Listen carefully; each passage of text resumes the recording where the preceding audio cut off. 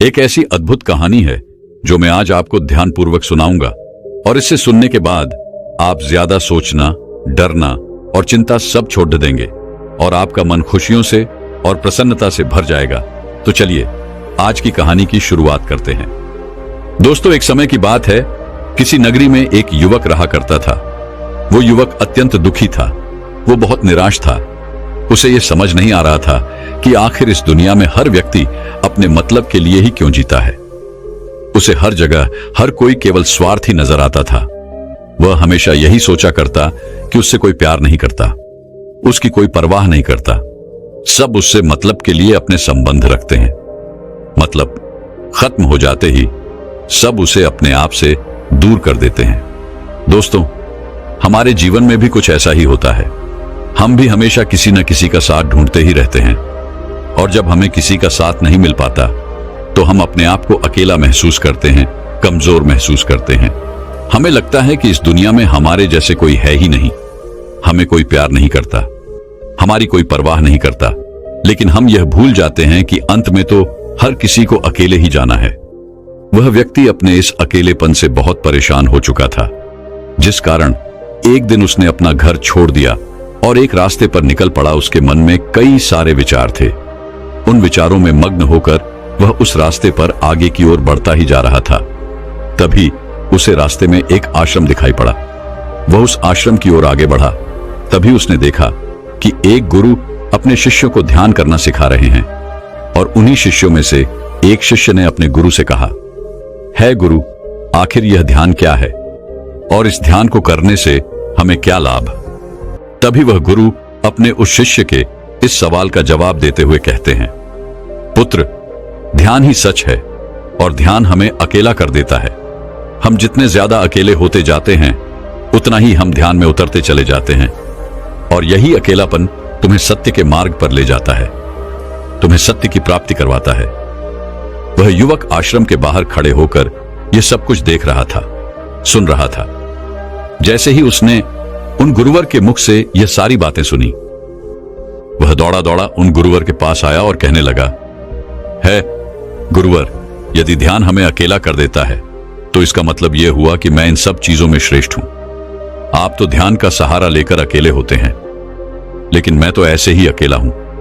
मेरा ऐसा कोई नहीं है जिसे मैं अपना कह सकूं, जो मेरी परवाह करता हो, जो मेरा ख्याल रखता हो, और मैं अपनी राह पर अकेला ही चलता चला जा रहा हूं। उस व्यक्ति की ये सारी बातें सुनकर उन गुरुवर ने उस व्यक्ति को ध्यानपूर्वक देखा और उसके बाद उससे कहते हैं, भंते, अगर तुम अकेले हो तो तुम्हारे पीछे तुम्हारा पूरा परिवार, तुम्हारे मित्र, तुम्हारे शत्रु, तुम्हारे सगे संबंधी, इन सब को लेकर तुम कहां जा रहे हो? उन गुरुवर के मुख से यह बात सुनकर वह व्यक्ति चौंक उठा और उसने तुरंत ही पीछे मुड़कर देखा तो वहां पर कोई नहीं था। तभी वह उन गुरुवर से कहता है गुरुवर, कौन है मेरे पीछे? कोई तो नहीं, न मेरे परिवार वाले, न मेरे मित्र, न मेरे शत्रु और न ही मेरे सगी संबंधी। मैं तो सबको पीछे छोड़ आया हूं क्योंकि कोई मुझे नहीं पूछता, कोई मेरी परवाह नहीं करता, कोई मेरा ख्याल तक नहीं रखता, यहां तक कि मेरी कोई आवाज तक नहीं सुनना चाहता। लेकिन जब किसी के ऊपर कोई समस्या आती है तो वह मुझे अवश्य याद करता है, पर बाकी समय पर वह मुझे पूछते तक नहीं। उन्हें यह तक खबर नहीं होती कि मैं किस हाल में हूं, मैं जिंदा भी हूं या नहीं। उन सबको इन सब चीजों से कोई फर्क नहीं पड़ता। उन गुरुवर ने उस व्यक्ति की यह सारी बातें ध्यानपूर्वक सुनी और उसके बाद उस युवक से कहते हैं, भंते, तुम सही कह रहे हो, लेकिन जब तक तुम इन सभी को छोड़कर नहीं आते तब तक तुम भला अकेले कैसे हो सकते हो? वह व्यक्ति एक बार फिर से आश्चर्यचकित होकर पीछे मुड़कर देखता है और फिर उन गुरुवर से कहता है गुरुवर, यहां पर तो कोई नहीं है, मैं अकेला ही यहां पर आया हूं। लग रहा है कि आप मेरा मजाक उड़ा रहे हैं। मेरे पीछे कोई नहीं है, आप खुद देख सकते हैं, तो फिर आप ऐसा क्यों कह रहे हैं कि जाओ और इन्हें छोड़कर आओ? जब मेरे साथ कोई है ही नहीं तो मैं भला उन्हें कहां छोड़ूं, कैसे छोड़ूं? उस युवक की ये सारी बातें सुनकर वह गुरुवर मुस्कुराने लगे और उस युवक से कहते हैं, भंते, आखिर तुम मुझसे क्या चाहते हो?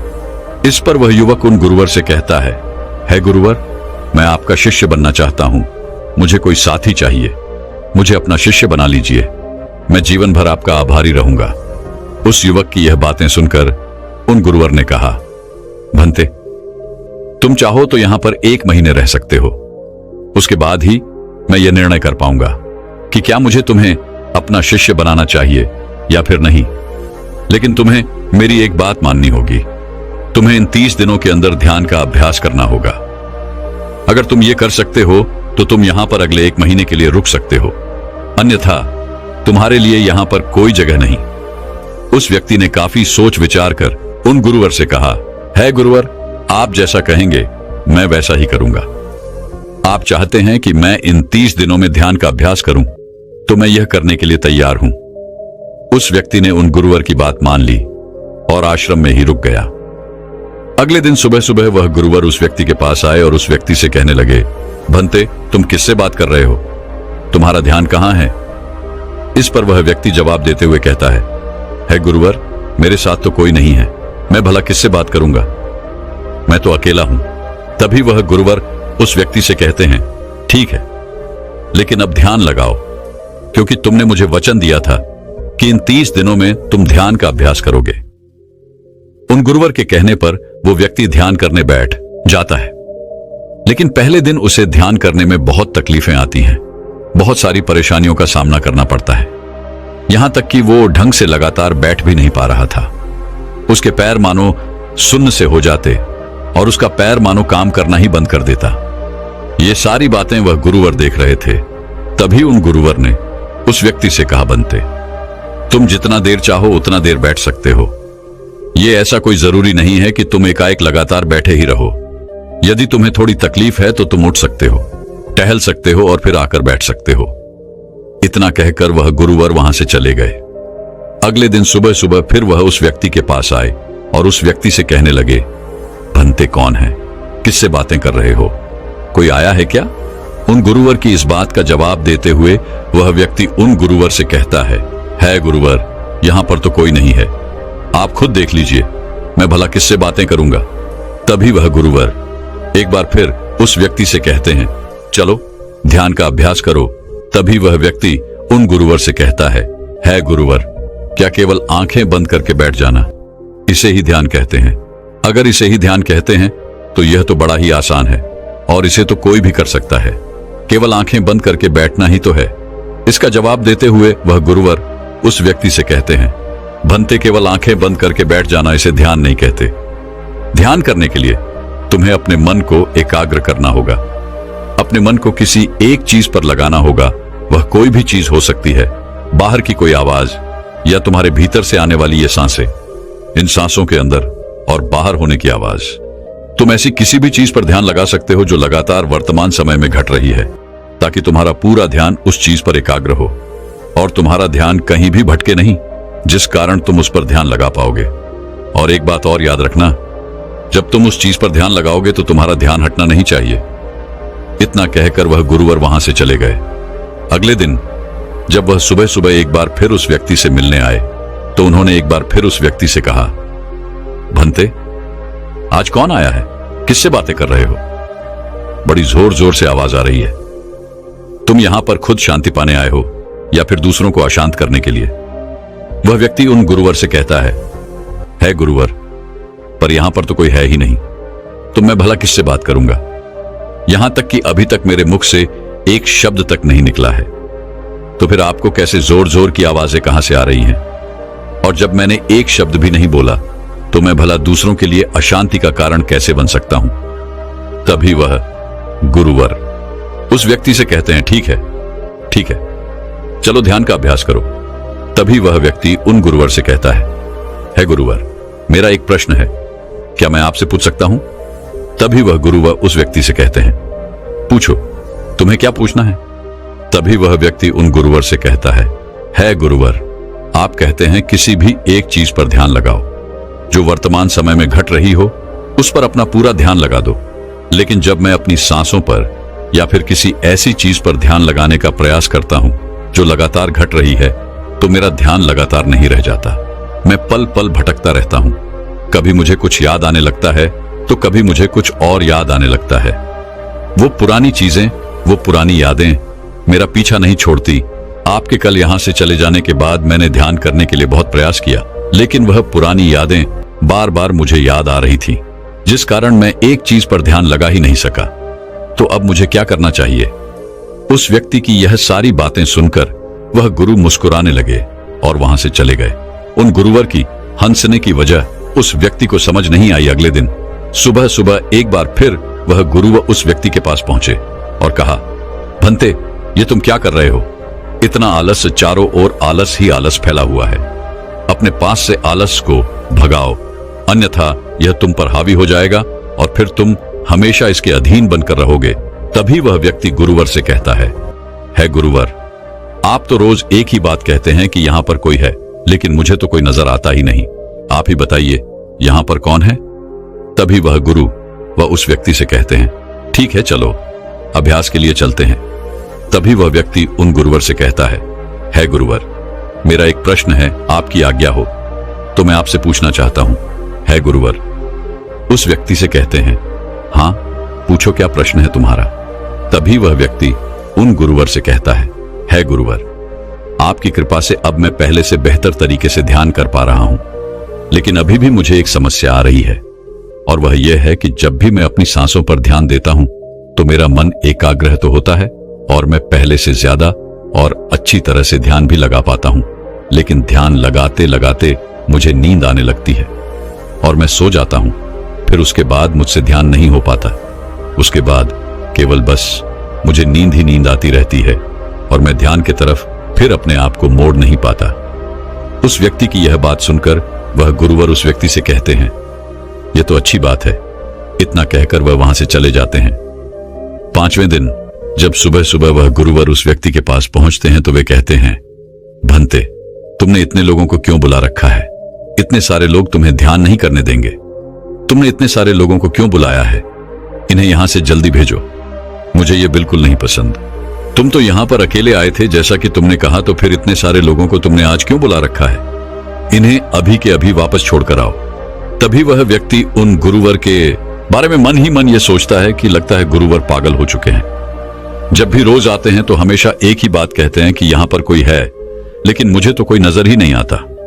बड़ी विनम्रता से उन गुरुवर से कहा, है गुरुवर, शायद आपकी आंखें जो देख पा रही हैं वह मैं नहीं देख पा रहा हूं। मुझे तो यहां पर कोई नजर नहीं आता। फिर आपको कैसे? यहां पर लोग ही लोग नजर आ रहे हैं। फिर गुरुवर उस व्यक्ति से कहते हैं, अच्छा ठीक है, चलो अब ध्यान का अभ्यास करते हैं। तभी वह व्यक्ति उन गुरुवर से कहता है गुरुवर, मुझे ध्यान के वक्त नींद आती थी। जैसा कि मैंने आपको बताया था, उस पर तो मैंने नियंत्रण पा लिया, लेकिन अब जब भी मैं ध्यान करने बैठता हूं, किसी एक चीज पर अपना ध्यान केंद्रित करता हूं, तो मेरे मन में विचारों का सैलाब होता है। मानो विचारों की बाढ़ सी आ जाती है। इतने विचार तो आंख खोलकर भी मैंने कभी नहीं देखे होंगे, जितने की आंखें बंद करने के बाद मुझे नजर आते हैं। और इन विचारों में कुछ ऐसे विचार भी मेरे मन में आते हैं जिनके बारे में आज तक मैंने सोचा तक नहीं है। मुझे उनके बारे में कुछ भी नहीं पता। ये सब क्यों हो रहा है गुरुदेव? उन गुरुवर ने उस व्यक्ति की यह बात सुनकर उस व्यक्ति से कहा, अच्छा ऐसा हो रहा है। इतना कहकर वह गुरुवर वापस चले गए। अगले दिन सुबह सुबह वह गुरुवर एक डंडा लेकर उस युवक के पास पहुंचे और एक डंडा जड़ते हुए उस युवक से कहते हैं, मैंने तुम्हें पहले ही कहा है, इतने सारे लोग मुझे पसंद नहीं, तुम्हें इन्हें छोड़कर आना होगा। आखिर तुम रोज रोज इन्हें क्यों ले आते हो? इतनी भीड़ इकट्ठा करके तुम्हें क्या लाभ? आज के बाद यह यहां पर नहीं आने चाहिए। इस बात का ख्याल रखना। यदि आज के बाद यहां पर कोई भी नजर आया और तुम्हारी बक बक मुझे सुनाई पड़ी, तो मैं तुरंत ही तुम्हें इस आश्रम से निकाल दूंगा।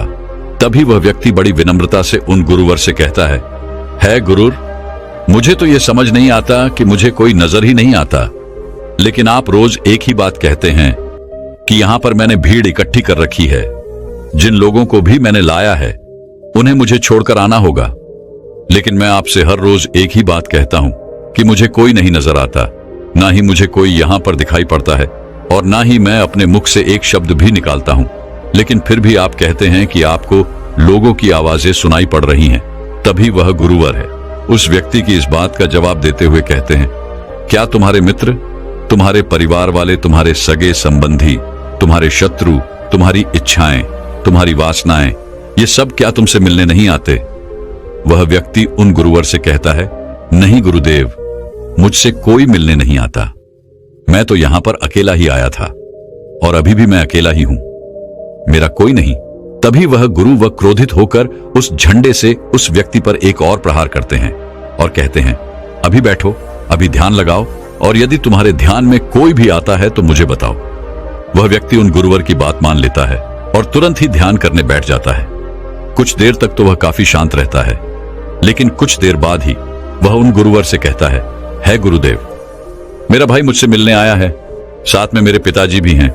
दोनों बहुत दुखी हैं क्योंकि मैं उन्हें छोड़कर यहां जो चला आया हूं। मेरे भाई की तबीयत भी कुछ ठीक नहीं लग रही। वह मुझे बुला रहे हैं। मेरे बड़े भाई की पत्नी अर्थात मेरे भाभी मेरे बड़े भाई के साथ अच्छा व्यवहार नहीं कर रही, और तो और मेरी प्रेमिका भी आई हुई है। वह मुझसे पूछ रही है कि क्या तुम मुझसे शादी करोगे या फिर मैं किसी और से शादी कर लूं। वह भी बहुत दुखी नजर आ रही है।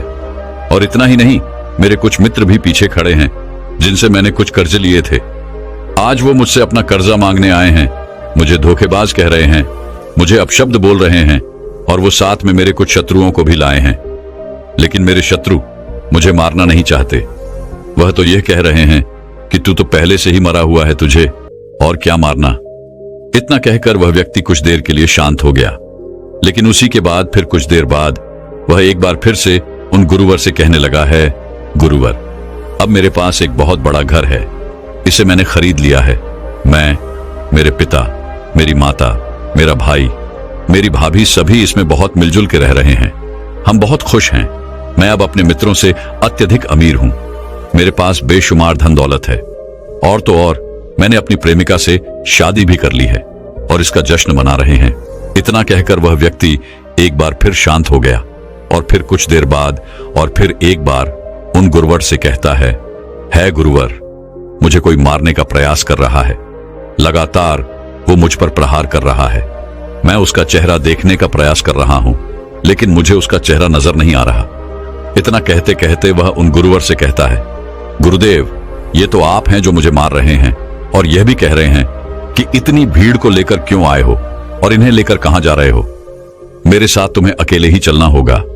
इतना कहकर वह व्यक्ति ध्यान से उठ गया और उनको रुके चरणों में गिर पड़ा और उनसे कहने लगा, है गुरुदेव, आप सही थे। आप जो हमेशा कहते थे कि इस भीड़ को लेकर मैं कहां जा रहा हूं, आप हमेशा यही कहते थे कि इन सबको छोड़कर आओ, लेकिन मुझे कोई नजर नहीं आता था। लेकिन आज मैंने उन सबको देख लिया जिन्हें मैं अपने साथ लेकर आया था, जिन्हें मैं अपने साथ लेकर घूम रहा था। हर कोई मेरे साथ ही है, मेरे पास है। लेकिन मैं ये सोच रहा था कि आखिर मैं इतना बेचैन क्यों हूं और मेरी बेचैनी की वजह क्या है। उस व्यक्ति की यह सारी बातें उन गुरुवर ने ध्यानपूर्वक सुनी और उसके बाद वो वहां से चुपचाप उठकर चले गए। उसके बाद से वो गुरुवर उसके पास कभी नहीं आए।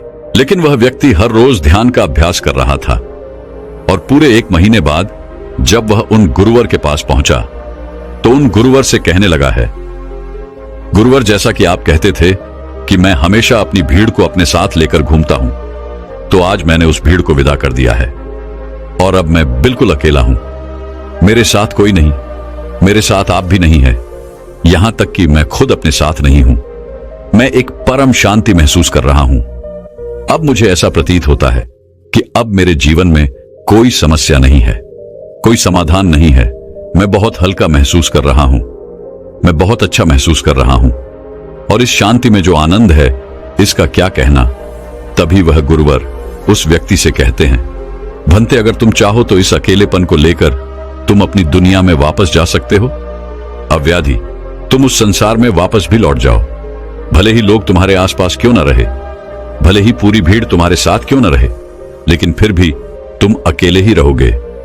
फिर चाहे वह तुम्हारे रिश्तेदार हो, सगे संबंधी हो, परिवार वाले हो, तुम्हारे मित्र, तुम्हारे शत्रु, तुम्हारी भावनाएं या फिर तुम्हारी प्रेमिका, इन सब के साथ रहकर भी तुम पूर्ण रूप से अकेले ही रहोगे।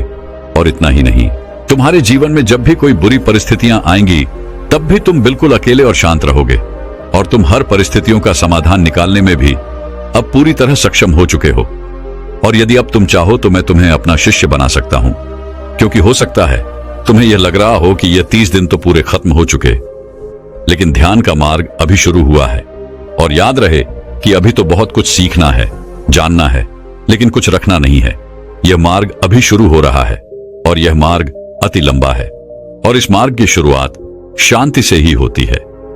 तभी वह व्यक्ति उन गुरुवर को प्रणाम करता है और उनसे कहता है, हे गुरुवर, मैं अपने घर वापस लौटना चाहता हूं, अपने उस संसार में वापस जाना चाहता हूं ताकि मैं अपनी जिम्मेदारियों को निभा सकूं और साथ ही साथ इस मार्ग पर भी आगे बढ़ सकूं। यदि आपकी आज्ञा हो। इतना कहकर वह व्यक्ति शांत हो गया। तभी वह गुरु मुस्कुराने लगे और उस व्यक्ति से कहते हैं, भंते मन शांत हो तो सब हो सकता है। तुम संसार में रहकर भी अकेले रह सकते हो, लेकिन एक बात याद रखना कि हमें सीखना बहुत कुछ है, जानना बहुत कुछ है, लेकिन रखना कुछ भी नहीं।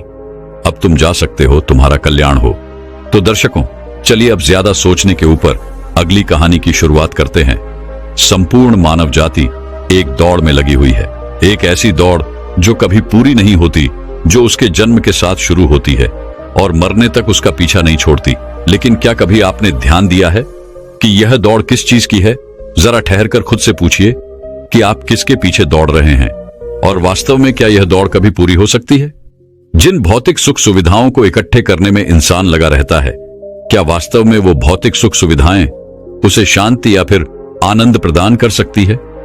सिकंदर ने मरने से पहले अपने सभी मंत्रियों को कहा था कि जब मेरी अर्थी उठाई जाए तो मेरा शरीर ढका हुआ नहीं होना चाहिए, मेरी हथेलियां खुली होनी चाहिए, ताकि सारी दुनिया यह देख सके कि जो सिकंदर पूरी दुनिया को जीत सकता था, वो भी अपने साथ कुछ नहीं ले जा सका। उसके हाथ खाली के खाली रह गए। लेकिन जीवन की बागडोर ऐसी होती है कि उसे कभी ठहरने का वक्त ही नहीं मिलता। कभी वह सोच विचार ही नहीं करता कि जीवन का सबसे बड़ा सुख क्या है और इसके विपरीत जीवन का सबसे बड़ा दुख क्या है। सुख सुविधाएं तो बहुत लोग इकट्ठा कर लेते हैं, लेकिन सही मायने में उसका भोग कितने लोग कर पाते हैं? वही भौतिक वस्तुएं जो उसने अपने आनंद, अपनी शांति के लिए संग्रहित की थी, वही सुख सुविधाएं उसके दुख का कारण बन जाती हैं। जब पैसा नहीं कमाया था तो पैसा ना होने का दुख था, और जब पैसा कमा लिया तो वही पैसा उसके बच्चों के लिए या उसके लिए झगड़े का कारण बन जाता है। तो फिर कैसे सुख सुविधाएं, किन चीजों के पीछे आप भाग रहे हो? आज की जो कहानी मैं आप लोगों को सुनाने वाला हूं, उसमें आपको जीवन का सबसे बड़ा दुख और सबसे बड़ा सुख पता चलेगा। इससे पहले कि आप इस कहानी में खो जाएं, इस चैनल को सब्सक्राइब जरूर कर लें। तो चलिए कहानी शुरू करते हैं। अपनी गरीबी के दिन याद करके सेठ धनानंद की आंखों में आंसू आ गए। आज उसने जीवन में सब कुछ हासिल कर लिया था। सारी सुख सुविधाएं उसके पास थी। घर में नौकर चाकर थे, हजारों लोग उसके नीचे काम करते थे, जो उसकी एक आवाज पर उसके पास खड़े होते थे। लेकिन फिर भी आज सब कुछ हासिल कर लेने के बाद भी वो दुनिया में अपने आप को सबसे गरीब आदमी समझ रहा था। आखिरकार अपनी गरीबी के दिन याद करके उसकी आंखों में आंसू आ गए। उसके पास कुछ नहीं था, लेकिन तब भी वो प्रसन्न रहता था। लेकिन आज सब कुछ होने के बाद भी वो प्रसन्न नहीं था। और दुनिया में वही आदमी सबसे गरीब होता है जो सब कुछ होते हुए भी अकेला महसूस करता है। उसे एहसास होने लगा था कि धन संपदा या भौतिक सुख सुविधाएं उसके मन की पूर्ति नहीं कर सकती।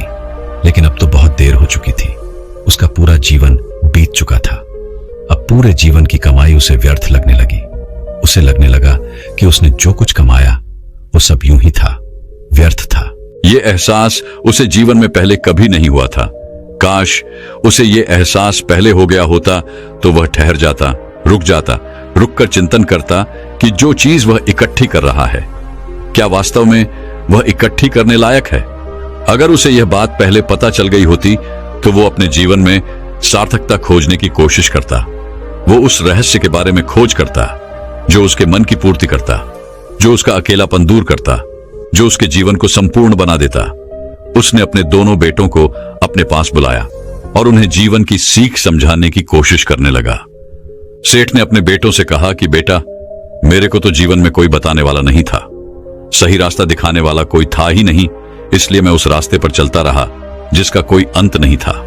और आखिर में पहुंचकर मुझे महसूस हुआ कि जितना रास्ता मैं तय करके आया हूं उतना ही रास्ता बाकी और है। शायद मैं गलत रास्ते पर निकल पड़ा था और अब इतना समय नहीं बचा कि मैं नए रास्ते पर फिर से नया सफर शुरू करूं।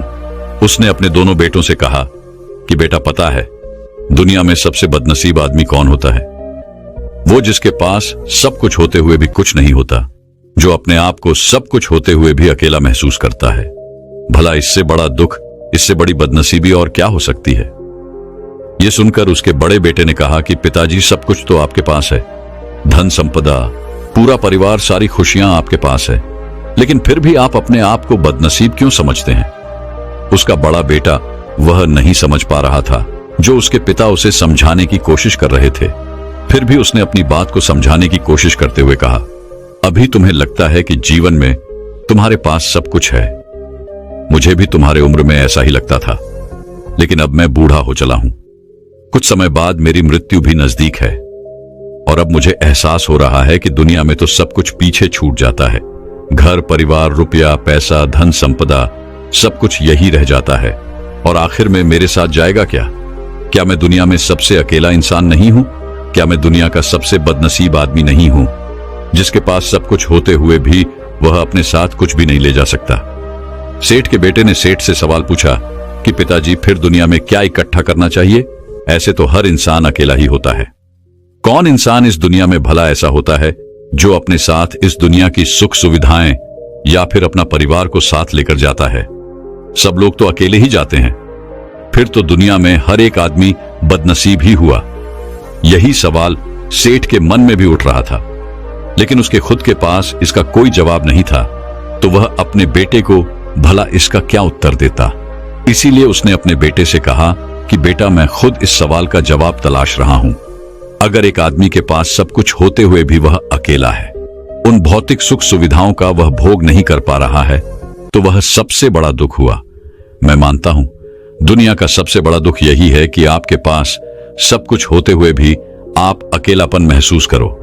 लेकिन इसके विपरीत दुनिया का सबसे बड़ा सुख क्या हो सकता है?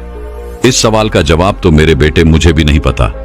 इसीलिए मैं यह चाहता हूं कि मेरे मरने से पहले जिस सवाल का जवाब मुझे नहीं मिला, वह जवाब तुम अपने जीवन में ढूंढो। और यकीन मानो, अगर तुमने अपने जीवन में इस सवाल का जवाब ढूंढ लिया तो तुम दुनिया के सबसे सुखी इंसान कहलाओगे। यह कहानी सुनाकर गुरु ने अपने शिष्यों से सवाल पूछा कि दुनिया में सबसे बड़ा सुख क्या होता है? सभी शिष्य ध्यानपूर्वक अपने गुरु की यह कहानी सुन रहे थे। संध्या का समय था। धीमी धीमी हवा चल रही थी, जिससे कि पेड़ की पत्तियां हिल रही थीं। आसमान में पक्षी सहचा रहे थे। सूर्य अस्त होने को आया था और सभी शिष्य अपने गुरु से इस सवाल का जवाब जानना चाहते थे। लेकिन इससे पहले ही गुरु ने अपने शिष्यों से सवाल पूछ लिया। इसका उत्तर देते हुए एक शिष्य ने कहा कि गुरुदेव, दुनिया में सबसे सुखी इंसान वही है जिसका शरीर सुखी है। अगर आपके शरीर में बीमारियां हैं तो आपके पास कितनी भी भौतिक सुख सुविधाएं हों, आपके लिए वो व्यर्थ है। और इसके विपरीत अगर आपका शरीर सुखी है, अगर आपका शरीर स्वस्थ है, तो चाहे आपके पास कुछ भी नहीं हो, लेकिन उसके बावजूद आप अपने जीवन में सुखी रहोगे। इसीलिए संसार का सबसे बड़ा धन हमारा शरीर होता है। यह सुनकर दूसरे शिष्य ने उसका विरोध करते हुए कहा कि गुरुदेव, दुनिया में बहुत से लोग ऐसे हैं जिनका शरीर एकदम स्वस्थ है, लेकिन बावजूद इसके वो अपने जीवन में सुखी नहीं है। मैं मानता हूं कि जीवन में सबसे ज्यादा सुखी वही इंसान है जिसका मन सुखी है। गुरु ने अपने इस शिष्य से सवाल किया कि अच्छा ये बताओ कि मन को सुखी किस प्रकार किया जा सकता है। इसका जवाब देते हुए उस शिष्य ने कहा कि गुरुदेव, मन कभी भी संतुष्ट नहीं होता है। अगर हम किसी प्रकार मन को संतुष्ट करना सीख लें तो फिर हम किसी भी परिस्थिति में आनंद और शांति से रह सकते हैं। लेकिन समस्या यही होती है कि मन का भला कभी होता ही नहीं है। मन को चाहे कितना भी खिला दो, लेकिन उसकी भूख कभी पूरी नहीं होती। चाहे उसको कितना ही धन दे दो, लेकिन बावजूद इसका लालच बढ़ता ही जाता है। अब गुरु ने सभी शिष्यों को समझाना शुरू किया। गुरु ने कहा कि अज्ञानतावश मनुष्य कभी यह समझ नहीं पाता कि उसका मन हमेशा से खाली था, लेकिन व्यर्थ की चिंताएं, व्यर्थ के लक्ष्य अपने जीवन में बनाकर उसने अपने मन को बांध लिया। जिस मन की प्रवृत्ति हमेशा खाली रहने की थी, उसने उस मन को कूड़े कचरे से भर लिया। इसीलिए वह मन जो बचपन में हमेशा खाली रहता था, हर चीज में, हर खेल में आनंद ढूंढ लेता था, अकेले में भी आनंद पूर्वक, शांति पूर्वक रहता था, अब वही मन सब कुछ मिल जाने के बाद भी हमेशा दुखी रहता है। लेकिन अगर इंसान सिर्फ वर्तमान में रहना सीख ले, सिर्फ इतना सा होश प्रकट कर ले कि उसे हमेशा वर्तमान में रहना है, ना तो भविष्य की कल्पनाओं में, ना अतीत